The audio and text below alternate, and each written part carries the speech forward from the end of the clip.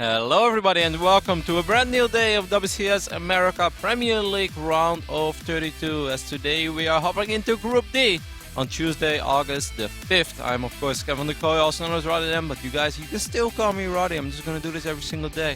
I like calling me Roddy. Nate, how you doing on this lovely Tuesday? Did I say you could call me Nate? Or Nathan? Nathan? Nathan. No, I'm doing great. I'm doing great. We're really going to talk about nicknames here, but we've got a great group ahead of us. I think this is going to be a bit of an explosive group. Everybody here today that's coming in is a pretty aggressive player. When I look at the strategies that they like to choose, I was thinking to myself, I'm like, man, I felt like yesterday's broadcast was a little bit short. Today's might actually hit the record. Today might hit the record, but you know, sometimes surprises happen and we might actually just embrace ourselves for 5-2-1 series with 30-minute macro games in every single game, and then we'll be stuck here till 10 p.m., but that would mean that we have a fantastic day of StarCraft ahead of us. Let's just take a look at the entire round of 32 for WCS America, as of course not everybody is always able to watch everything as there is so much StarCraft going on, but you guys have missed some awesome stuff so far in WCS America Premier League Season 3, ain't that right, Nate? Yeah, there's been some really cool results so far, some big upsets. We have players like Neeb coming in over Korean player Arthur. Alicia, who is easily one of the biggest upsets that we've had so far, with Aigas taking first place in his group. Definitely a surprise there.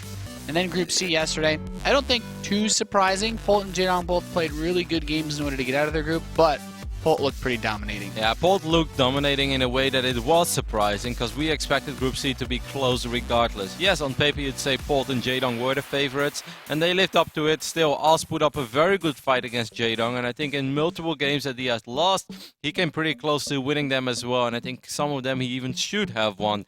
Either way, today we are getting for Group D, as you guys can see, but tomorrow we'll be back again as well with Group E, and that is a group that I'm personally really stoked for, and I know, Nate, even when there is no Terran in that one, you are really stoked for that one too. Yeah, I've been talking to Ariam a lot. He's excited for that group, of course. After that, we're going to finish up the round of 32 next week with the final three groups. Kind of crazy to think how fast, man. Round 32 is just blowing right by. Yeah, often, you know, we do like 3 groups in a week, and it seems like, we're just kicking off Premier League Season 3, and then you're like a week in, and suddenly you're 5 groups done, and you're like, we have lost so many good players already. But of course, you know, round of 16 is always super fun, so this is still the start of this season. We've only qualified 6 players so far. After today, we will know 8 of the players that are still in the running, and it's a very important day for many reasons. Of course, every day in WCS is important, as this is Premier League. But let's just take a look at our first match of the day, as that is going to be Pigbaby versus Shana. And Nate, look at the ranking of Pigbaby. Living on the edge, baby. He is. Yeah, like the piece of baby there. He is on the edge. Rank 16. This season could be make or break for Pigbaby, not just because there's a lot of points at stake in WCS America, but also because we haven't seen Pigbaby play in tournaments outside of WCS, at least no WCS point-based tournaments. That's what makes things really difficult for him. He actually has to get a good run in this tournament, because there are plenty of very good players that have actually made it to the round of 16 already this season that could potentially knock him out of the top 16. Yep, that is 100% right. Of course, Jaedong being one of them yesterday. Well, Jaedong actually ranked a little higher, but we had a couple of guys that are a little bit below Pigbaby. And it's funny as well, because last season, if you won a WCS Premier League, it didn't really matter which region, you were pretty much guaranteed to go to BlizzCon, because you would go to the region finals as well, or the global finals, I should say, and you would get the extra points from that tournament. But we don't have those anymore. So just winning a single season alone, it's going to give you a lot of points, and that's why he's ranked 16 right now. But you need to do more than just one magical run, so it's a very important tournament. And of course, it's always important for the reigning champ. You know, this is a story that we are going to follow from day one. Last season, we didn't really know what to expect. Okay, Pigbaby's a Korean Protoss. We saw him in the round of 32. He went up against Revival and Huck. He won his group, but back then I wasn't blown away yet with his play. No. Even in the round of 16, I was still not blown away. But from the quarterfinals on, he showed us what he's truly made of.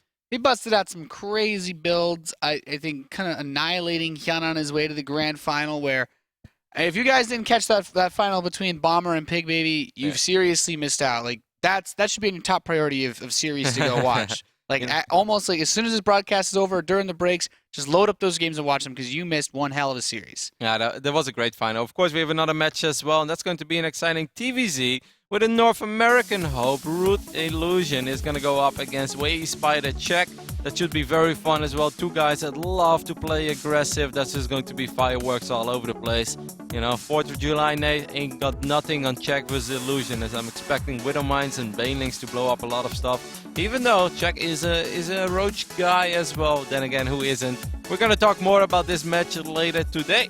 We're excited for today. Hopefully you guys are excited as well. And if you are, you guys of course have to let us know by the ways that you always do, and that is make sure to use hashtag WCS for all your tweets. And of course, you know, if your tweets are really funny, if they stand out, then you'll see them pop up in the lower thirds during the game, so you get your 30 seconds of Twitter fame, which is awesome. It's going to give you a lot of extra followers. That Twitter fame, man. There's people that have been running Twitter game on these broadcasts. We're getting tweets from some certain people constantly across the board. Don't deserve the shout-outs yet. They got to get their tweets in today first, but it's been good to see. And of course, I've seen some actually interesting feedback so far from people with their fantasy teams for WCS this season. I love the way that it works because there's always someone to cheer for in every group. Even if you're a Terran, you're like, I'm not a big Illusion fan, but there's no, Bomber's not in this group. Well, there's still someone you can pick to get you some points. And of course, it's at fantasy@eslgaming.com/SC2. Basically, you just pick a player for each group. You're like, well, who's going to advance? And then when we get to the playoffs, you can pick 2 players to go all the way. And you're basically a 1 league per region. So you're no longer having to choose between, do I want someone from Europe or America? No. You get a European team, an American team, and you can have a Korean team as well for the GSL. I still have to make my European team. It's really good that you mentioned this. This is an awesome little reminder for me because so far I'm pretty proud of my American team. I got 2 out of 3, and I know that today I picked Pigbaby to win this group. Yep. Of course, I'm not alone in that one, as you guys probably say, like, well, Roddy, that's not really a rocket science guess. You're going with the reigning champion. Sorry, gotta go for the points. Either way, the first series of today is almost ready to go. It should be fun. It's going to be a PvP to kick things off. Shana versus Pigbaby. Now, we've been talking a lot about Pigbaby. We haven't really spoke a lot about a Chinese Protoss player yet, Nate, but that's because we just don't know him very well. No, we don't really know much about him at all, except he busted out some crazy builds against Crank in his qualifying match, and that is what I would really like to see again. I want to see, like, what craziness do you bring against someone who is this heavily favored against you? Well, we thought the same when he went up against Crank in Challenger. Every single game, Shana went for a push, and I said to Nate, I was like, well, Nate, this looks kind of fun, but I don't think it's going to work. It worked. It worked multiple times. He made the craziest stuff happen. We saw a 155 supply push of Archons and Zealots on 2 bases against a guy that had a wall and was going up to Colossus. How that worked, I still haven't really figured it out yet. But I'm ready. The first game is going to be played on merry-go-round. And let's just say, let's have another awesome day of StarCraft. As this is day 3 of the marathon that me and Nate have started. And you guys, if you watch a lot of StarCraft, you guys are going to see us every single day for the next 12 days. Well, maybe you won't see us on Thursday, but we'll be busy on Thursday, Nate. You know it. I know what it is. Yeah. So I got our first player on the top left to kick off Group D. Sporting blue, representing THPJ. We could not find any more information out about his team, but he's like, yes, it is my team. He is Shana, the Chinese Protoss. Yep, not one of the guys that's representing one of the more well-known teams of China, like Zenith of Origin or Invictus Gaming. But he's with his local little team / clan. We don't just know that much about it, but what we do know is that he's a crazy guy, that his strategies are definitely out there, and that he should be very fun to watch today, but he's a huge underdog. As we actually know that only 1.34% of all the people, Nate, that made an ESL fantasy team have predicted for Shana to win this group. Do you think this is the lowest percentage prediction of any player so far? Yes, I actually think that is the case, and I think that will stay the case. Yeah. Definitely underdog. His opponent in the bottom center position. Still teamless, the reigning champion of WCS America Season 2. He is Pigbaby. As Lutot would say, any team out there should really pick him up as soon as possible because he's really good. He's the reigning champion, Nate. It's actually surprising that Pigbaby doesn't have a team yet, but, maybe quality over quantity. I'm sure that he had a couple of offers, but perhaps he's just waiting for the right one, wants to make sure that he makes a correct decision before he signs anything, which is good. I often don't read what I sign, and then suddenly it's like, you signed here. I was like, no, I didn't. They're like, yes, you did, over here. It's like, no. Pigbaby's smarter than me, Nate. I'm not surprised. No, he might be better at PvT than you. He's better at a lot of matchups than me. He's probably better in Warcraft 3 matchups than I am, and he's like, he hasn't even played the game. He's like, Pigbaby, why are you better in Orc vs Orc? I was really good at it. Either way, looks like Shana's just gonna do a really fast expand. Oh, well, there's the chrono on. What? Nice. What? What? What? Stop. No. You see, and this is why we said we just don't know that much about this guy. I've seen... I've only ever seen this versus a Terran. Well, what the? Nate, talk to me. I don't know, Kev. This is looking really awkward. So we're gonna have a photon overcharge rush in the PvP. We see probably 2 more gateways being added soon as well. It's gonna be a 3-gate with a Nexus in the Protoss player space. Pigbaby's gonna boo a bunch of pros because he's probably wondering what the hell's going on. A second Stalker is on the production and now he's gonna go into 4 gateways. Oh, he's gonna 4-gate. Okay, so it's 4-gate with a Nexus against defensive 3-gate with a photon overcharge as well. This Nexus will probably finish up, but yeah, it's losing HP, but it's not losing HP very quickly. Now the Mothership Core is gonna help out work away at these probes. Do we have any other unit on the map? We have 1 Stalker. It's it's gonna reduce how quickly he actually kills this Nexus off. There's the cancel on it. Okay, so maybe it was a magnet. Now the pylons are going up. Of course, there is no sentry, so it's going to be a 4-gate against 3-gate. However, there's no... Yeah, the gateways aren't done just yet, so the pylon should be knocked down, right? Shana losing that probe, that's very, very big, Nate, because it means, he doesn't even cancel the pylon either. Now I think Shana's in a lot of trouble. Yeah, those gateways are just now finishing. They need 10 seconds to actually turn into warp gates, and all of his units are stuck back here. Time Warp is going down. Time Warp won't really do a whole lot. It's gonna, delay the death of this Stalker and this Mothership Core for a tiny bit. It's gonna wipe in 4 Stalkers, but he's gonna be 4 against 7 Stalkers. Now the Time Warp of Pigbaby is gonna go down. And I think Pigbaby is just gonna win a very quick and easy game 1 over here. As Shana will tap out as the Mothership Core and Nexus rush. The Nexus rush did not work. That too happens in WCS America. It's a little bit of everything, guys. I didn't, I tell you what, I was like, I think we're going to see some crazy builds out of Shana on the ride today. I didn't think this was going to happen. And I wonder how this would have gone if Pigbaby would have taken like 2 gas immediately. Imagine if he would have opened up with like a Stargate before anything else, Nate. Like if he would have wiped in a Stargate before anything else, then I can see this build work. Because then I don't think he's going to have his Mothership Core as quick as he has. He did skip the Zealot, so that's normally a good scenario for this Nexus. And I think above all, it was very unfortunate for Shana that he lost that probe immediately near the ramp. He got 1 pylon up on the high ground, but that one got shot down. It didn't even get cancelled. And that's just a lot of resources lost already. On that point, he's down a solid 300 resources before the game has even started. I'm trying to think of how he makes that work, but it's just... An underreaction and a big tech building investment from Protoss, I think, will make it work. I think if he underreacts to it.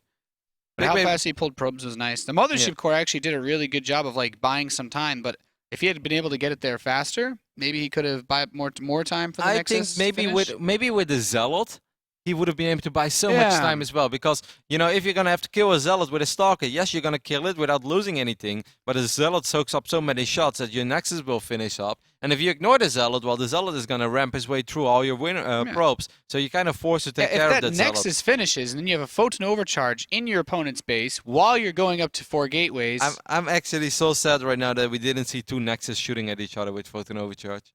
I feel like this has just been taken away from me. It was like presented on a platter, and then someone took it back. I don't think I've ever seen two Nexi shooting at each other. Not at this level, maybe in a 2v2 or in a 3v3 you have some fun builds, but I have never seen 2 Nexus shooting at each other in Premier League at the 6-minute mark. We got so close. We got close. That would have been a WCS America first. I think an WCS any first, Nate. And and we'll probably the last. Yes. Either way, game number 2 is going to be played on Overgrove, and what will Shana bring to the table today?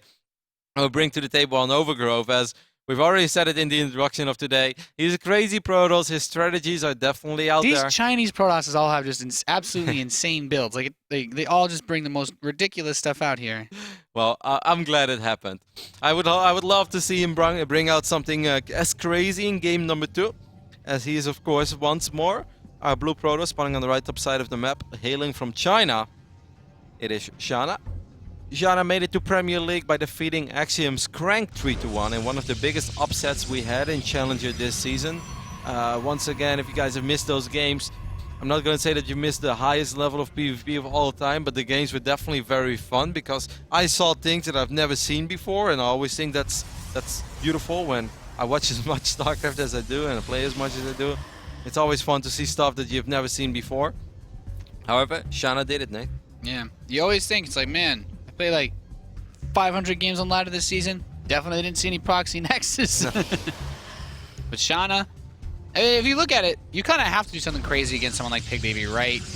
I really feel like no matter how good Shana is, maybe he's actually top 5 Chinese Protoss, but you know, that's still Pigbaby's results, his history. It all kind of speaks for himself, and he is our red Protoss in the bottom left. Teamless, he's Pigbaby, hailing from Korea. But like I feel like even a more known Protoss would still have to do something crazy to beat him. Yeah, Pigbaby looked very solid last season. Even though, like I said before, in the round of 32 back then, I wasn't super impressed. He did defeat Huck in the 2-1 series, but I really felt that was sort of Huck's series to lose. I think Huck was in a very good position to back then win that group, as Huck did win his first match last season. It just only at the quarterfinals is when I was truly blown away by Pigbaby. He actually went into the round of 8 as a huge underdog, and especially going up against Asia, who didn't lose a series back then in forever and just came off that hot DreamHack victory. Is just like, alright Pigbaby, well, you had a good run so far, top 8 finish in your first season in Premier League, that's something to be proud of. And he's like, no, I'm here to win it all, Nate, and he did. But yeah, he's very good. It's going to be very difficult for Shana, so gonna keep a close eye on the builds. We did see Pigbaby scout for proxies early on, send his first probe out over here, you know. After game 1, you definitely rather be safe than sorry. Yeah, I would check proxies, man. That's I would check for next side.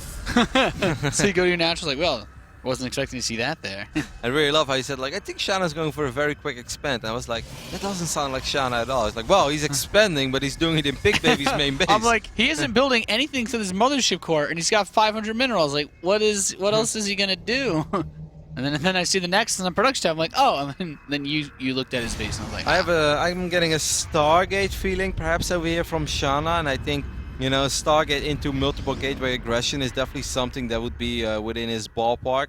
It's a 1-gate Twilight for Pigbaby. I think that's a very solid opening. He's gonna most likely go up to 3 gateways and then get a robo. Could also just drop 2 more gateways and then expand and then get the robo. It is a sentry on the production tab for Shana. I'm still feeling Stargate, Nate. Unless he's actually going for an expand. This time it is a 1-gate fast expand. This time it is in his own base. Put that Nexus where it belongs. Alright. Well, he's taking a very macro-heavy approach to this matchup now. For Pigbaby, there are many ways to deal with this. You can try to push the issue, but it's risky, because if you delay your own expand for too much, and your opponent's already going to have like 1 or 2 Immortals, because now most likely it will be a robotics facility follow-up for Shana. Unless he goes very meta and he makes a Stargate, but that's not going to do all that well against his Twilight opening. So if I was Pigbaby, I'd scout this, Nate. I'd just drop my own Nexus. Still try to make something happen with my Stalkers, put on some aggression, but definitely don't overcommit. Yeah, there's a robo coming in now for Shana. So he's actually completely done a he's done a 180. He's completely turned around. He's like, okay, I'm just gonna go from, you know, probably the cheesiest build that you can do to just a very normal opening so far. Pigbaby's mothership core is like, yep, I'm gonna kill some probes. Yeah, might be able to get 2 over here. He doesn't want to use recall yet. Man, but he saw the expand, so I'm actually surprised. If I see an expand and I see a 1-gate robo, I would definitely sacrifice my mothership core, not up to the point where it's dying, but I would definitely go all out with it and try to pick off 2 or 3 workers and then just recall out. And that's where Litod would say that you would lose your mothership core. Is there Rotimo core? No, like, I thought I was going to get 1 more probe. This Stalkers actually get caught a little bit here. And force field could go down. There's no.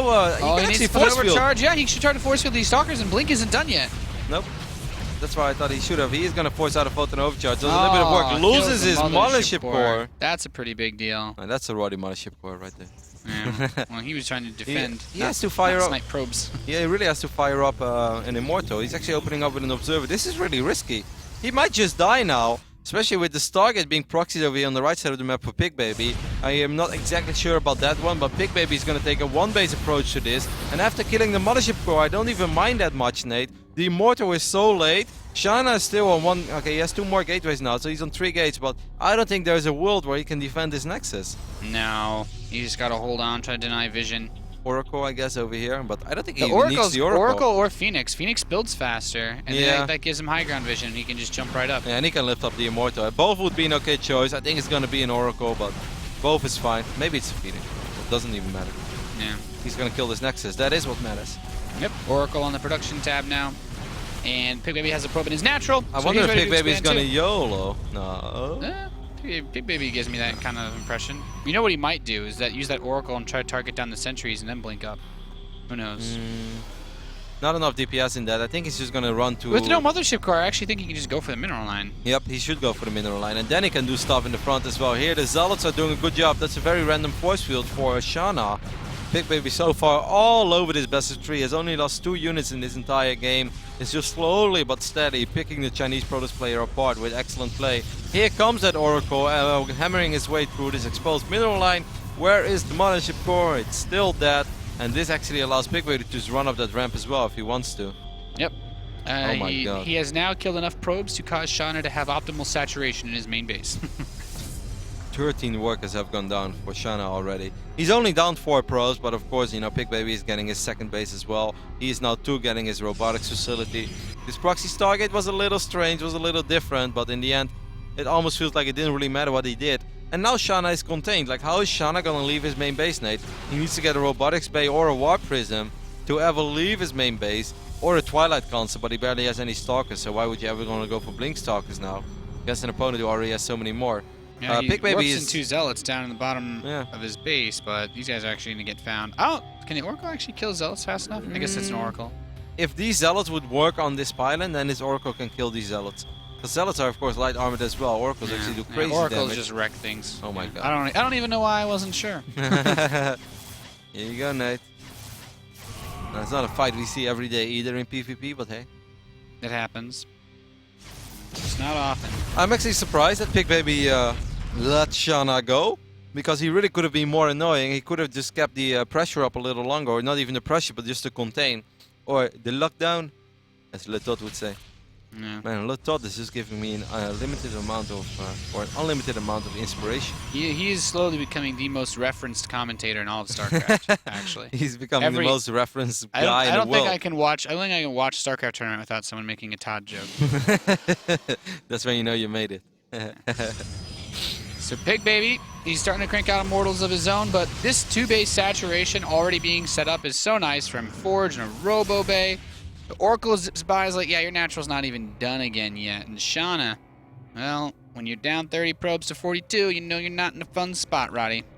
No, I don't really know what is the best thing for him to do right now. I still think that Pigbaby should have kept up the container a little longer, because there was really no way, there was nothing in sight for Shana to ever leave his main. But then again, he really didn't have to take any risk either. Perhaps he's just like, you know what, I'm gonna sit on my other side of the map, make sure that I'm not susceptible to any crazy warp-ins, to a DT switch somehow. I'm just gonna let it go. I'm already so far ahead. I still have my Oracle, so I will be able to scout. I will still be able to pick off a few workers here and there. Rather safe than sorry in game number 2 of his first series of the day. But so far, Nate, this is an excellent start for Pigbaby. I think everything he could have wished for. Going up against the Protoss that you are probably not that familiar with is always tricky. You always worry a little bit. But Pigbaby definitely had the right approach to the matchup so far. Yeah, I've liked everything that he's done. And, you know, that's just a sign of an experienced, skilled player, because Pigbaby didn't have to do anything overly fancy. No, I'd say the Proxy Stargate was pushing it a little bit after a blink opening. But, you know, you're not 100% sure all the time what your opponent's going for. So. Yeah, but the Blink Stalkers already did so much work that it actually, in a weird way, it made sense. Because he killed the Mothership Core, he killed the sentries, and he knows, like, there's only so much gas that my opponent can have. And above all, he was going to be able to kill the Nexus. And if Shana would have, like, gone all out in trying to defend the Nexus, he would have absolutely nothing in his main mineral line, so then the Oracle could wreak havoc over there. You know, it was just a win-win-win scenario for Pigbaby. Yeah. Like the one casino where the odds are always in your favor. Your PvP when you're ahead. Let me know where that place is. Templar Archives is going to finish up soon for Shana. kind of know that Shana likes Archons based on that match versus Cranky played in Challenger. However, Has to be careful now. oh, These units this are out of Immortal, position. man. These guys are stuck without a paddle. Yeah, now Shana sort of is. Oh my god, this blinks around on top of an Immortal. 1 or 2 Stalkers will go down in the process, but there is a Colossus over here as well. As we all know, Colossus are very good against Zealots. Shana just doesn't have a whole lot of units to work with. There are a couple of force fields available as well for Pigbaby. Photon Overcharge will be annoying. These Immortals are doing some good damage on these Stalkers, but overall there is just way too much Pigbaby and a little too few Shana. Yep. Continuing to move in now. It's just a Nexus versus the whole Protoss army. GG. Pigbaby's going to take the first series of the day, 2-0. You're in WCS America Premier League. Not terribly surprising. Pigbaby is the overwhelming favorite for this whole group, in my opinion. Maybe Czech comes in as a somewhat distant second, but I still think that Pigbaby should have a cakewalk for the rest of this group. Yeah, especially because he was able to defeat Fionn as well in the last season's semi-finals of WCS America Premier League. And I think most people would say if you can defeat Fionn in a best of 5, that was even a 3-0 or 3-1 or something like that, right? He completely wrecked him. Yeah, that was actually surprising. And Fionn already said before the series back then, it's like, oh, I don't want to go up against Pigbaby, but I thought those were just mind games, but maybe there was a little more truth in those words, as Pigbaby's PvZ actually looked super solid against Fionn last season. So he is a big favorite, and so far he just lived up to the expectation of the big favorite. There's really nothing else to it anymore. Pigbaby just outplayed Shana in every single possible way. Shana brought out a very crazy, funny strategy in game number 1, so he definitely got style points. He gave us something to remember, Nate. He gets credit for being the first WCS player ever to build a Nexus in his opponent's main base. Yep, at the 6-minute mark. At the 6-minute mark. When he still believed that he could win. Yeah, without having already won the game, I guess, is the... And even then, it's usually not in their main base where you would put a Manor Nexus. This was a real approach to a Nexus rush. No, you guys can try. Like, you know what? Exactly. You know, Shana might not have been able to make it work, but you guys out there that are watching, you can start trying the Nexus rush against your Protoss This is going opponents. to be a thing now on Ladder. You know, at least some people are going to be out there. They're going to try it. And some people are going to make it work. They're going to send it to Day 9. They'll be like, Day 9 TV, make a daily about this. I want to see the Reddit post of the guy that's like tried Shana's sick PvP opener, and it shows like the other guy being like, "Wow, you're so cheesy." Like as his Nexus is killing the other guy's probes. But you know, the best thing ever would be if like this happens next week, Pro League Finals. Isn't it Rain versus Zest? Rain versus Zest. Shana is the inspiration of the 2 greatest Protoss players in the world. Either way, that's going to be it for our first series of today. Hopefully you guys enjoyed that little craziness. The next series should be a little more standard. It's going to be Illusion versus Czech. It's going to be an explosive series. It's going to be action-packed. Let us know what you expect. Hashtag WCS for all your tweets. We really enjoy reading your tweets. I must say, Nate, yesterday were some of the nicest tweets that I've ever read. There was one dude at the end of the broadcast who tweeted at us, and he'd be like, Roddy and Nathan, every single time you guys close the broadcast, it feels like I'm saying goodbye to my friends. That made me feel really warm because it's... that's a nice... Yeah, I think that's really cool. You already got a tweet from someone, Tom Servo on Twitter, said he likes your purple shirt already. Boom, purple shirt's getting love. Next tomorrow's pink, baby. I need to get some purple shirts now. Next time we cast Pigbaby, we should wear pink baby shirts. We should. We'll join Team Salmon. Let's do it. All right, guys. We'll see you after the break for Illusion versus Czech. You're watching WCS America Premier League.